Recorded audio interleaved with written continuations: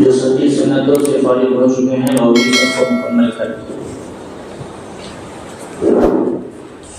الحمد للہ نحمده ونستعینه ونستغفره ونؤمن به ونتوکل علیہ ونعوذ باللہ من شرور انفسنا ومن سیئات اعمالنا من يهد الله فلا مضل له ومن يضلله فلا هادي له ونشهد أن لا إله إلا الله وحده لا شريك له ونشهد أن سيدنا ومولانا محمدا عبده ورسوله صلى الله عليه وعلى آله وأصحابه وبارك وسلم تسليما كثيرا كثيرا أما بعد فأعوذ بالله من الشيطان الرجيم بسم الله الرحمن الرحيم لقد كان لكم في رسول الله أسوة حسنة وقال النبي صلى الله عليه وسلم لا يؤمن أحدكم حتى يكون هواه تبعا لما جئت به أو كما قال عليه الصلاة والسلام صدق الله العظيم وصدق رسوله النبي الكريم رب اشرح لي صدري ويسر لي أمري واحلل عقدة من لساني يفقهوا قولي۔ ایک مرتبہ نبی اکرم صلی اللہ علیہ وسلم پر درود شریف پڑھ لیجیے۔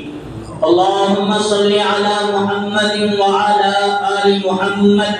كما صليت على إبراهيم وعلى آل إبراهيم إنك حميد مجيد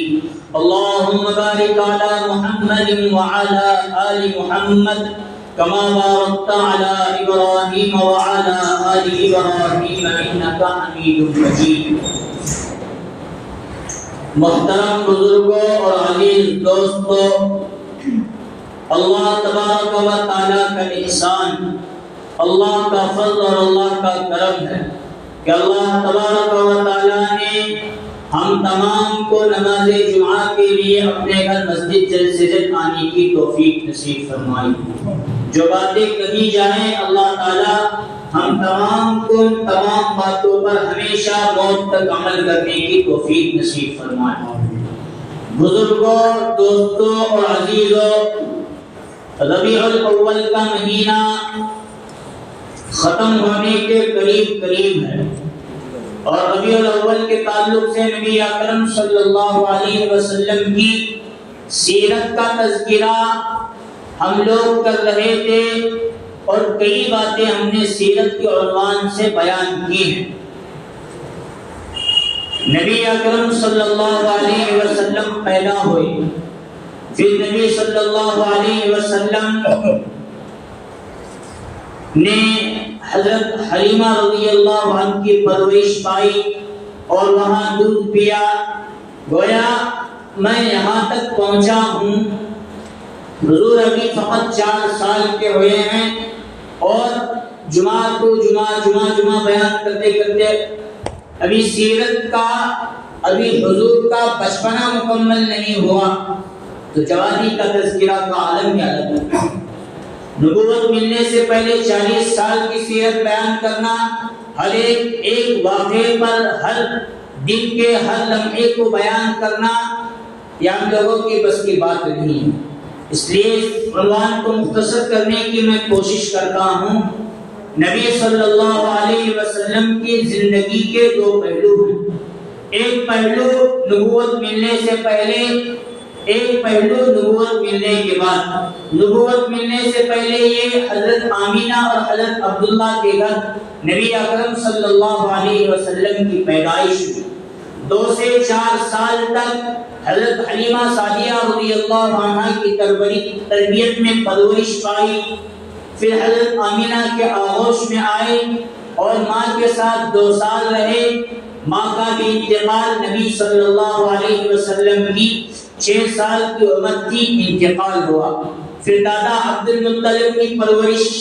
کرنا شروع کی، اور جوانی تک گویا 25 سال سے زیادہ 25 سال کی عمر سے زیادہ نبی صلی اللہ علیہ وسلم اپنے دادا عبد المطلب کے آغوش میں رہے۔ اور زندگی اس میں بہت سارے اتار بھی چڑھاؤ بھی آتے رہے اور حضور کے بہت سارے اہم واقعات پیش آئے۔ دادا عبد المطلب کی موجودگی میں نبی صلی اللہ علیہ وسلم کا نکاح ہوا۔ اس دادا عبد المطلب یا ابو طالب کی آغوش، چاچا کی آغوش میں پرورش حضور صلی اللہ علیہ وسلم پاتے رہے اور 40 سال کا عرصہ نبی صلی اللہ علیہ وسلم کا ایسا گیا کہ گویا اس زمانے میں 40 سال کی عمر تک حضور صلی اللہ علیہ وسلم کو کسی نے برا نہیں کہا، کسی نے حضور کو گالی نہیں دی، کسی شخص نے حضور صلی اللہ علیہ وسلم کو تکلیف نہیں دی۔ 40 سال تک نبی صلی اللہ علیہ وسلم کو ہر شخص امین اور صادق مانا کرتا تھا۔ کیا بولو؟ امین کے معنی ہوتے ہیں امانت دار اور صادق کے معنی ہوتے ہیں سچا۔ آپ بیچ میں نوجوان حضرت جگہ خالی ہے، نوجوان پیچھے رہے تو بوڑھے کیا کرنے والے، تمہیں آگے بڑھے قوم آگے بڑھنے والے۔ اب کیا بھی صحابہ گزرا ہے تو چل رہے، کوئی مسئلہ آؤ آگے بڑھو، ورنہ بیان میں بار بار کرنا اچھی چیز، آؤ بیچ میں یہاں بھی جگہ ہے۔ ہمیں کیا بول رہا تھا، 40 سال تک حضور کو مکہ والے امانت دار اور سچا کے ساتھ یاد کیا گیا۔ امین اور صادق کے لقب سے امین کہتے ہیں امانت دار۔ میں نے کوئی چیز اٹھا کر کسی کے حوالے کی یا کسی شخص نے میرے پاس کچھ رقم امانت کے طور پر رکھی، میں اس رقم کا ایک پائی بھی اپنی ضرورت میں خرچ نہ کروں، جیسے انہوں نے مجھے دی ویسے میں ان کو لوٹاؤں، یہ ہوتا ہے امانت۔ اور کون بھی آ کر مجھے 1 لاکھ روپے میرے پاس رکھ گئے اور کل پرسوں دیکھے تو مجھے 1 لاکھ روپے کی ضرورت، اور بینک والے لون دینے کو تیار نہیں تھے، قرضہ ہے یہ چلے وہ چلے، بینک والے لون دینے کو تیار نہیں تھے، اور لوگوں میرے پاس امانت رکھ گئی اور 1 لاکھ کی مجھے فی الحال ضرورت تھی، اٹھا کو میں وہ کیا کریں استعمال، کون مولانا استعمال کر وہ چھوڑے، اور 1 مہینے کے بعد مجھے کوئی پیسے رکھے تھے تو میرے پاس 1 مہینے کے بعد انہیں لینے والے نے بولے کہ میں ذرا سفر پر جا رہا ہوں یا چلے کی جماعت میں جا رہا ہوں تو ذرا تمہارے پاس رکھو، آنے کے بعد مجھے ابھی بینک میں رکھ سکتے ہیں، لیکن پہلے کا سسٹم بینک وغیرہ کا نہیں تھا۔ گویا ہر شخص حضور پر بھروسہ کر کے اپنی رقم حتیٰ کہ اپنی جوان بیٹیاں تک حضور اور صحابہ کے سپرد کر کے، ابھی مجھے معلوم ہے مجھ پہ 40 سال گئے، 40 دنوں کے بعد آنے کا مہینہ گزر جانے والا، آنے کے بعد ان کو دیکھنے آتا ہے تو گنے کی سیزن آنے والا ہے تو ان کا بل بھی آتی ہے کرنا کر دو، تو یہ سوچ کر میں نے خرچ کیا۔ اب اس کا گناہ یہ ہے کہ اس بندے کی نماز بھی قبول نہیں ہوگی اور خیانت کرنے کا بہت بڑا گناہ اور عذاب بھی آخرت میں۔ امانت اس کو کہتے ہیں جیسی کی چیز رکھی ہے وہ بہو وہی چیز واپس کر دے۔ 1 لاکھ روپے میں جو نوٹ تھے، 500 کی کتنے تھے، 100 کی کتنے تھے، 200 کی کتنے تھے، کتنے تھے، وہ تمام کے تمام جیسے لیتے ویسے واپس کرنا، اس کو کہتے ہیں امانت۔ اور صداقت یعنی سچائی کا عالم یہ تھا کہ حضور نے اپنی پوری زندگی بچپنے سے لے کر جوانی کی عادت تک اور جوانی سے لے کر نبوت ملنے کے 40 سال تک کسی شخص کو وہم و گمان بھی نہیں تھا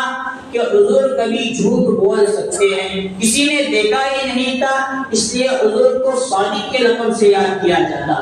لیکن جیسے ہی پہلی وحی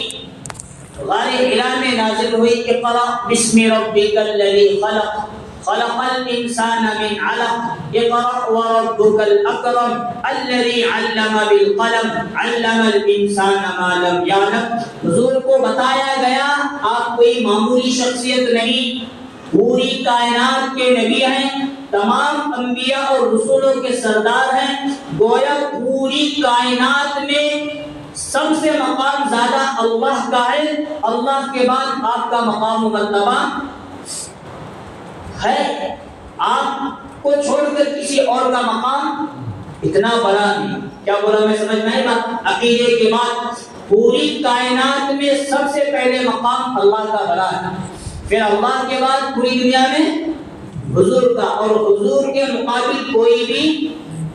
پوری انسانیت میں نہیں، حتیٰ کہ انبیاء جیسے عظیم صفات، جیسے مقدس رسول اور انبیاء جیسے مقدس ذاتوں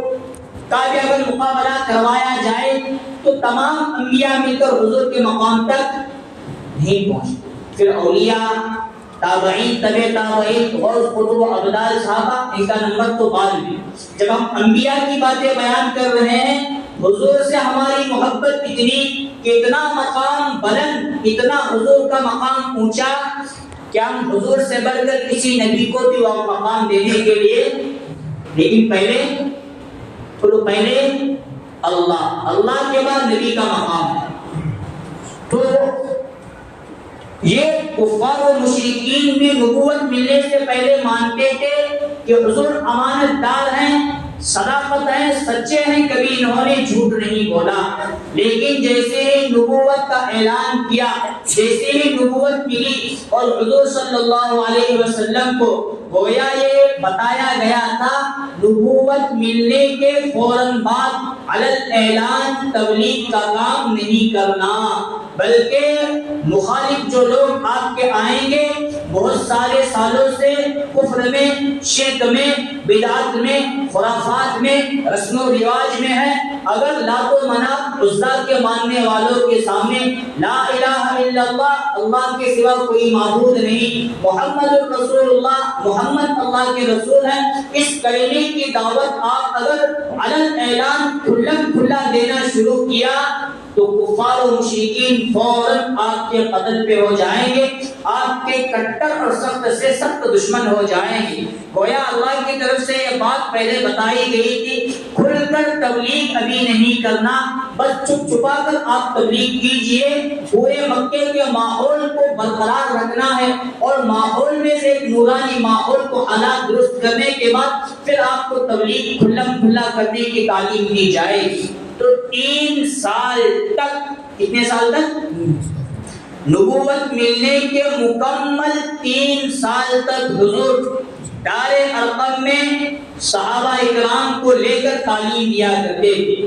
پہلے سب سے پہلے گھر میں جا کر دعوت کی، میں نبی بنایا گیا ہوں، حضرت خدیجہ رضی اللہ عنہ مسلمان ہوئی، پھر اپنے دوست حضرت ابو بکر کو سنایا میں نبی اور رسول بنایا گیا ہوں، مجھ پر ایمان لے آؤ۔ حضرت ابو بکر صدیق رضی اللہ عنہ نے کوئی شک و شبہ نہیں، کوئی دلیل نہیں، کوئی اعلان، کوئی معجزہ طلب نہیں کیا، آپ کو میں نے بچپن سے اب تک دیکھا ہے، آپ امانت دار صادق ہیں، میں آپ کے ہاتھ پر مسلمان ہو جاتا ہوں۔ سب سے پہلے عورتوں میں حضرت خدیجہ مسلمان ہوئی، سب سے پہلے مردوں میں حضرت ابو بکر مسلمان ہوئے، بچوں میں جب تبلیغ شروع کی تو حضرت علی رضی اللہ عنہ اس وقت بچے تھے، انہوں نے اسلام کو قبول کیا، غلاموں نے کیا تو حضرت بلال یا خباب بن ارط رضی اللہ عنہ، اس طرح آہستہ آہستہ آہستہ تبلیغ شروع ہوئی۔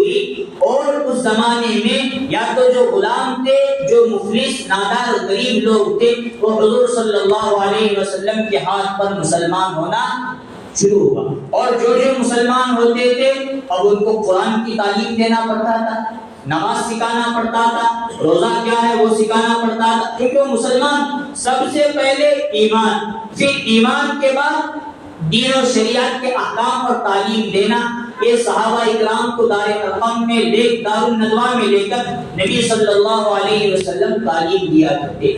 اب لوگ مسلمان ہو رہے تھے، ایمان والے ہو رہے تھے، اس کی ہوا گویا مکہ میں چلی، اور مکہ کے کفار و مشرکین جس میں ابو لہب تھا، ابو جہل تھا، عتبہ تھا، شیبہ تھا، بڑے بڑے کفار اور مشرکین تھے، جو وہ مشورہ کر رہے تھے اور پلان بنا رہے تھے کہ ہم نبی صلی اللہ علیہ وسلم کے ساتھ کیا معاملہ ہے، لیکن دعوت کی ابھی کھل کر نہیں آئی تھی، چھپ چھپا کر دعوت تھی۔ 3 سال کے بعد اللہ نے فرمایا یا ایھا الذین آمنوا قوا انفسکم واہلیکم نارا، اے ایمان والو اپنے آپ کو اور اپنے گھر والوں کو جہنم کی آگ سے بچاؤ۔ اور کچھ آیتیں ایسی نازل ہوئی جس میں یہ بتایا گیا کہ اب آپ کو چھپ کر تبلیغ کرنے کی ضرورت نہیں، کھلا علی الاعلان تبلیغ کرنا ہے۔ جیسے ہی وہ آیات نازل ہوئے، نبی اکرم صلی اللہ علیہ وسلم نے صفا پہاڑی پر کھڑے ہو کر اعلان کیا اور تمام قبائل کو، تمام لوگوں کو، تمام خاندانوں کو نام بنام لے کر جمع کیا، اور جب سب کے سب جمع ہو گئے تو نبی صلی اللہ علیہ وسلم نے فرمایا تم مجھے سچا مانتے ہو یا نہیں مانتے ہو؟ تمام لوگوں نے ایک زبان ہو کر کہا ہم نے آپ کو امانت دار اور سچا پایا ہے، آپ کبھی جھوٹ بول نہیں سکتے۔ نبی صلی اللہ علیہ وسلم نے فرمایا جب آج تک تم لوگوں نے مجھے جھوٹ بولتے نہیں دیکھا، جو بات میں کہہ رہا ہوں کیا تم اسے بھی سچا مانو گے؟ لوگوں نے کہا آپ بات کہیے، اس بات کو ہم سچا مان لیں گے۔ حضور نے فرمایا اگر میں یوں کہوں صفا پہاڑی کے دامن میں ایک لشکر مکہ والوں پر حملہ کرنے کی تیاری سے آ چکا ہے تو تم پر حملہ کرنا چاہتا ہے، میری اس بات کو مانو گے یا مجھے جھٹلا دو گے؟ تمام لوگوں نے ایک زبان ہو کر اس وقت کہا تھا ہم نے آپ کو امین اور صادق پایا ہے تو آپ کبھی جھوٹ بول نہیں سکتے۔ اگر آپ کہتے ہیں کہ مکہ کے پہاڑی کے دامن میں ایک لشکر ہم پر حملہ کرنے کے لیے آیا ہے تو ہم آپ کی بات کو سچا مان لیں گے اور اس لشکر کے مقابلے کے لیے ہم تیار ہو جائیں گے۔ حضور نے فرمایا یہ جو تم بت پرستی، کفر اور شرک کے اندر مبتلا ہو، اس سے نجات دلانے کے لیے اللہ نے مجھے کلمے کی دعوت لا الہ الا اللہ محمد الرسول اللہ دے کر بھیجا ہے، یہ پڑھ لو تم دنیا میں بھی کامیاب ہو جاؤ گے اور آخرت میں بھی کامیاب ہو جاؤ۔ کس نے کہا یہ؟ حضور نے فرمایا تمام لوگوں نے سنا، لیکن سب سے پہلے جس بندے نے اسی مجمعے کو چیر کر سامنے آ کر جس نے حضور کی اس دعوت کا انکار کیا اور حضور کو بد دعا دی، وہ حضور کا سگا چچا ابو لہب وہ سامنے آیا اور اس نے کہا تبت لک یا محمد لہذا جمعتنا، اے محمد آپ کا برا ہو، آپ کا ستیاناش ہو، آپ ہلاک ہو، آپ یہ ہو وہ، الگ الگ الفاظ اس نے تبن لک سے نکالے اور کہا کہ آپ کا برا ہو، آپ نے ایک اللہ ایک نبی کی دعوت کے لیے ہمیں یہاں جمع کیا ہے۔ سب سے پہلے انکار کرنے والا حضور کا ایک کوئی اور نہیں تھا، وہ حضور کا سگا چچا ابو لہب۔ قرآن نے تبت یدا ابی لہب وتب ما اغنا عنہ مالہ وما کسب، یہ پوری سورت نازل کر کے ہمیں ایک سبق یہ بھی بتایا ابو لہب کے ساتھ ابو لہب کی بیوی، سگا چچا اور سگی چچی حضور کو دعوت کے بارے میں آیا کرتے تھے اور تکلیفیں دیا کرتے تھے۔ یہ تو ایک مثال تھی ابو لہب کی جس نے حضور کے نبوت کا اعلان کرنے کے بعد تبلیغ کے معاملے میں ہر موقع پر ہر لمحے پر حضور کی مخالفت کی۔ ابو جہل نے مخالفت کی، عتبہ نے مخالفت کی، شیبہ نے مخالفت کی۔ حضور حتیٰ کہ کسی قافلے حج کے قافلوں میں یا عکاظ نامی بازار میں جا کر تبلیغ کے لیے جاتے تھے، جانے سے پہلے حضور کی دعوت دینے سے پہلے حضور کی دعوت کا انکار کرنے کے لیے کفار و مشرکین اپنے ایک پلان بنا کر اپنے مجمع کے لوگوں کو، اپنی جماعت کے لوگوں کو بھیج دیا کرتے تھے کہ جاؤ حضور جہاں جائیں، محمد ابن عبداللہ جہاں جائے وہ دعوت دینے سے پہلے ان کی دعوت کا انکار کر دو۔ مکہ کے الگ الگ چوراہوں پر، مکہ کے الگ الگ راستوں پر جہاں سے لوگ مکہ میں داخل ہو سکتے تھے وہاں ان کے لوگ بٹائے کرتے تھے اور حضور کی دعوت کا انکار وہاں کیا جاتا تھا۔ اور اتنی تکلیفیں یہاں حضور کو شروع ہوئی جب دیکھا کہ ابو طالب جو حضور کے حمایتی ہیں، وہ چچا ہیں، وہ سگے چچا ہیں اور ان کے ہوتے ہوئے محمد کا ہم بال بھی باقا نہیں کر سکتے، تو آ کر یہاں حضور کی شکایت کی تمہارا بھتیجا محمد ابن عبداللہ ہمارے لال منات، عزا بتوں کو برا بھلا کہتا ہے۔ اگر وہ چاہتا ہے کسی خوبصورت لڑکی سے نکاح کروانا تو ہم کر دینے کے لیے تیار ہیں۔ اگر وہ پورے مکہ کی حکومت چاہتا ہے تو ہم دینے کے لیے تیار ہیں۔ اگر پورے عرب کا مال چاہتا ہے تو مال دینے کے لیے تیار ہے۔ وہ جو کچھ چاہتا ہے محمد ابن عبداللہ، مکہ والوں نے کہا وہ تمام کے تمام چیزیں ہم ہاتھ میں لا کر رکھنے کے لیے تیار ہیں، لیکن شرط ایک ہوگی کہ آپ کا بھتیجا محمد ابن عبداللہ یہ تبلیغ چھوڑ دے، ایک اللہ کی طرف بلانا چھوڑ دے، ایک نبی کی باتوں کی طرف بلانا چھوڑ دے، اللہ کی اطاعت، اللہ کے نبی کی اطاعت کو چھوڑ دے، ہم ان کے ساتھ اچھا معاملہ کریں گے، جو وہ طلب کریں گے ہر چیز ان کو دینے کے لیے تیار ہیں۔ ابو طالب نے اپنے بھتیجا محمد کو بلایا صلی اللہ علیہ وسلم اور بتایا کہ جو تبلیغ تم کر رہے ہو ایک اللہ کی ایک نبی کی، وہ چھوڑ دو۔ تمہاری مخالفت قوم کر رہی ہے اور قوم تمہارے بارے میں مجھے یہاں تک دھمکیاں دے رہی ہے کہ ہم محمد ابن عبداللہ تمہارے بھتیجے محمد کو اگر وہ کام سے باز نہ آیا تو ہم قتل کر کے رکھ دیں گے۔ حضور نے فرمایا اگر یہ مکہ والے میرے ایک ہاتھ میں چاند اور دوسرے ہاتھ میں سورج لا کر رکھے، مطلب پورے مکہ کی بات نہیں، پورے جزیرۃ العرب کی بات نہیں، پوری دنیا کی حکومت، آسمانوں کی حکومت ہے میرے ہاتھ میں دی جائے اور مجھے کہا جائے لا الہ الا اللہ محمد رسول اللہ کی تبلیغ نہ کرو تو مجھ سے ہونے والا نہیں، میں اللہ کا آخری نبی اور رسول ہوں، اللہ نے اسی کام کے لیے مجھے بھیجا ہے، میں لوگوں کو کفر اور شرک سے نکال کر ایمان میں اور اللہ کی بندگی کی طرف لاؤں گا۔ ابو طالب بیچ میں تھے،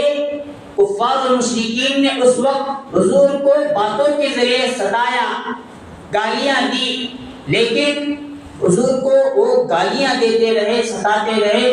اب جو بلال تھے، عمار بن یاسر تھے اور حضرت سمیہ تھی اور جتنے مسلمان تھے خباب بن ارد، ان کو مارنے لگے، پتھر برسانے لگے، گرم ریت پر لٹانے لگے اور دن بھی مارا کرتے تھے، رات بھی۔ جنہیں ان شروع کے نبوت ملنے کے شروع کے 5 سالوں میں حضور اور صحابہ اکرام کو اتنا ستایا گیا، اتنا ستایا گیا، اتنا ستایا گیا، صحابہ اکرام نے حضور کے پاس آ کر حبشہ کی ہجرت کی اجازت طلب کی، حضور نے بھیج دیا۔ حبشہ کی طرف ایک قافلہ گیا، لیکن چند ہی دنوں کے بعد واپس مکہ المکرمہ آیا اور حضور یہاں مکہ میں دعوت و تبلیغ کا کام علن اعلان کرتے رہے اور یہ مکمل معاملہ اسی طرح چلتا رہا۔ سن 7 نبوی میں نبوت ملنے کے 7 سال مکمل ہو چکے تھے، پورے مسلمانوں کا نبی صلی اللہ علیہ وسلم کے ساتھ ایسا خطرناک بائیکاٹ کیا گیا، تاریخ کو اگر ہم پڑھتے ہیں تو رونگٹے کھڑے ہو جاتے ہیں، کلیجہ منہ کو آنے لگتا ہے کہ یہ کفار و مشرکین نے حضور کے ساتھ اور صحابہ کرام کے ساتھ کیا اتنا خطرناک معاملہ کیا۔ انہوں نے مستقل تحریر لکھی اور وہ تحریر کعبۃ اللہ کی دیواروں پر آویزہ کیا اور لٹکایا۔ اس کے اندر یہ لکھا تھا اگر محمد اللہ کے رسول ہے اور سچے ہیں تو کعبۃ اللہ پر ہم جو تحریر لکھ رہے ہیں کاغذ تو رہے گا لیکن اس کے الفاظ پورے کے پورے مٹ جائیں گے، اور اگر یہ کسی حالت میں کاغذ کے اوپر ہم نے جو لکھا ہے وہ اسی حالت میں رہا تو محمد یہ اللہ کا نبی نہیں، یہ جھوٹ بات۔ اور اس کے اندر لکھا گیا، بہت ساری باتیں لکھی گئی اور حضور کا بائیکاٹ کر دیا گیا، حضور کا اور صحابہ کا۔ حضور ہم جب مکہ اور مدینہ گئے تھے عمرے کے لیے ابھی، تو وہاں جو پورا کا پورا حتیم کعبۃ اللہ کا جو پورا ایریا ہے اس کے باہر نکلیں گے، ابھی کچھ بیت الخلاء ٹوائلٹ وغیرہ بنائے گئے ہیں۔ کہتے ہیں کہ وہاں کے لوگ، یہاں ابو جہل کا پورا خاندان اور پورا قبیلہ آباد تھا،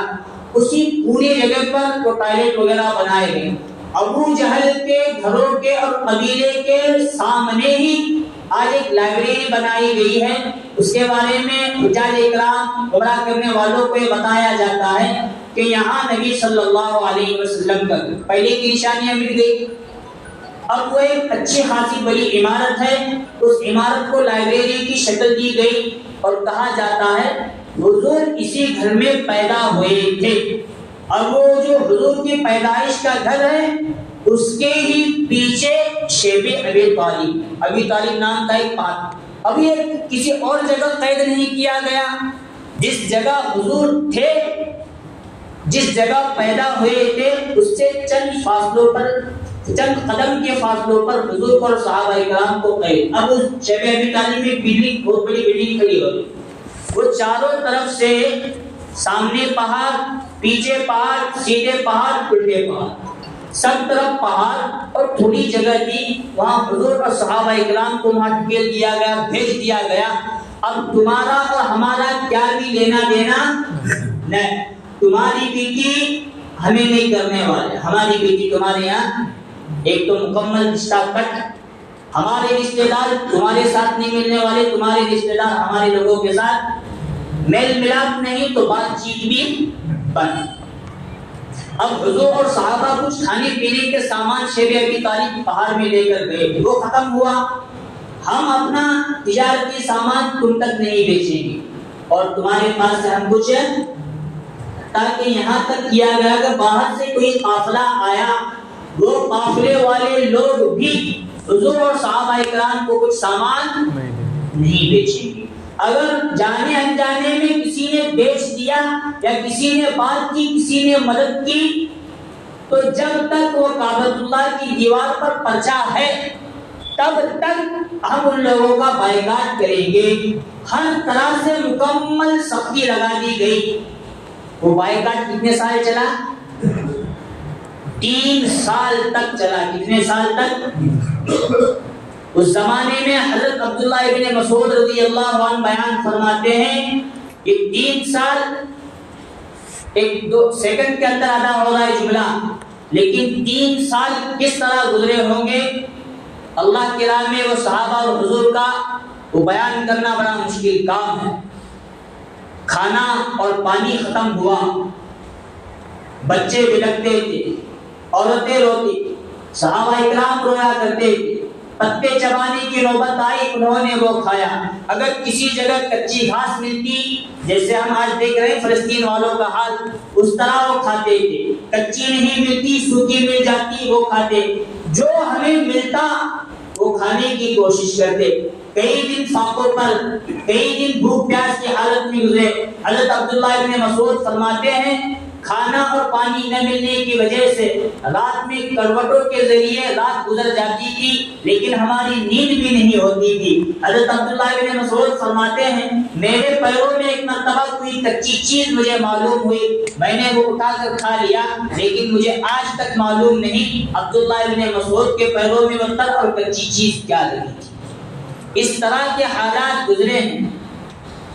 بھی تو ہم فلسطین کا حالات دیکھ کر ہمارا دل کانپنے لگتا ہے. ہم دیکھ رہے ہیں، ہم نے پڑھا ہے صحابہ اور حضور کے وہ حالات، لیکن کفار و مشرکین نے ان کو ختم کرنا بھوک اور پیاس کے ذریعے اتنی انتک کوشش کی، اتنی انتک کوشش کی، اتنی انتک کوشش کی. انہوں نے پیٹ پر پتھر باندھے حضور اور صحابہ نے، لیکن اللہ نے ان کو ہلاک. یہ تبلیغ میں ان اللہ کے راستوں میں آتے ہیں حالات. صبر کرنے کے بعد کبھی بدر کا معاملہ پیش آتا ہے، کبھی کوہت اور پھر فتح مکہ کا معاملہ. انہوں نے کیا پہلے ان حالات کا سامنا کیا.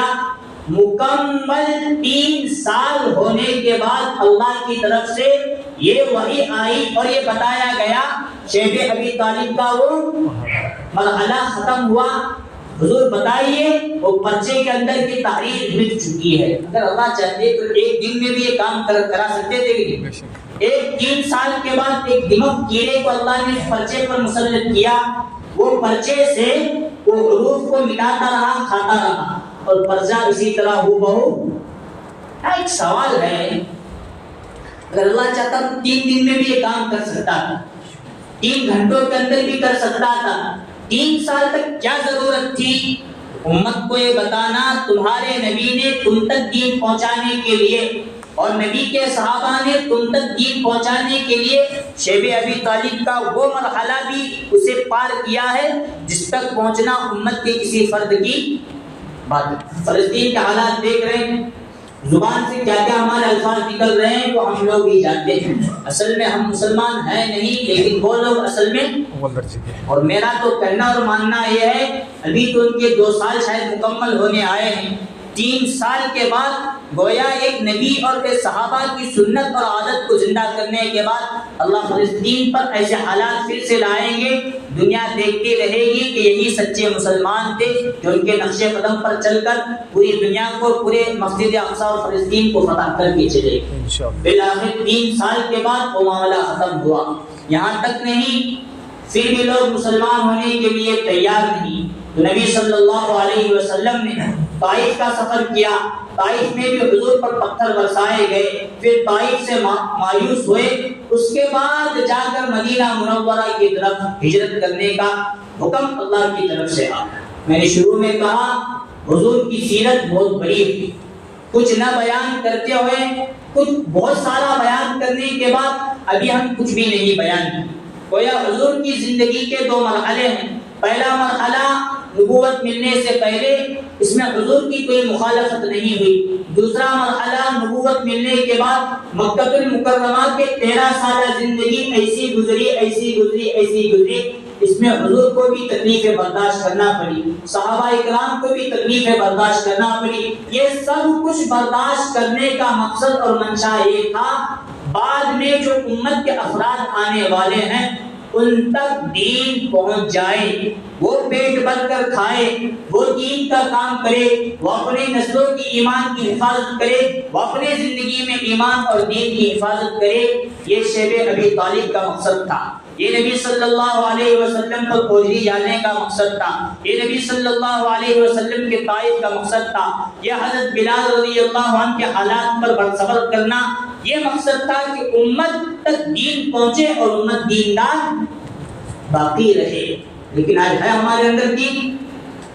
ہمارے اندر دین نہیں۔ اتنے بیانات ہو کو، اتنی تبلیغی جماعت کی اجتماعات ہو کو، جوڑ ہو کر 3 دن چلا 4 مہینے کے صدائے لگا کر اتنی جماعتیں جا کر آ کر ہمارے اندر دین آنے کے لیے قیامت کے میدان میں اگر حضور پوچھیں گے میں نے تمہارے لیے کیا، ابو بکر عمر عثمان علی پوچھیں گے ہم نے تمہارے لیے کیا، حضرت بلال اور خباب بن عد اور سمیہ کہیں ہم نے تمہارے لیے کیا، جب اگر اللہ نے ان کی زبانوں کو بند رکھا تو ٹھیک، اور اگر کھولنے کی اجازت دی اور انہوں نے زبانوں کے ذریعے سوال کیا، اس امت کے اندر کوئی ایک مسلمان بھی اس زمانے میں نظر نہیں، سب کے سب کہیں گے تم نے کیا، ہم نے کچھ نہیں کیا، ہم نے غیروں کے حوالے اپنے آپ کو پیش کیا، ہم نے غیروں کے حوالے اپنے بچوں کا ایمان کا سودا کیا، ہم نے اپنے نسلوں کی ایمان کی حفاظت اور دین کی حفاظت کچھ بھی نہیں۔ باتیں تو بہت، اللہ تعالیٰ سے دعا ہے جو دین اللہ اور اللہ کے نبی صلی اللہ علیہ وسلم صحابہ نے ہم تک پہنچایا ہے اس کی حفاظت کرنے والے آج ہم تک جائے، اپنے اور اپنے بچوں کے زندگیوں میں دین لانے والے اللہ تعالیٰ ہمیں بنا دے۔ جو باتیں اور جو سیرت بیان کی اللہ تعالیٰ ان باتوں پر عمل کرنے کی توفیق نصیب فرمائے، آمین۔ وآخر دعوانا الحمدللہ رب العالمین۔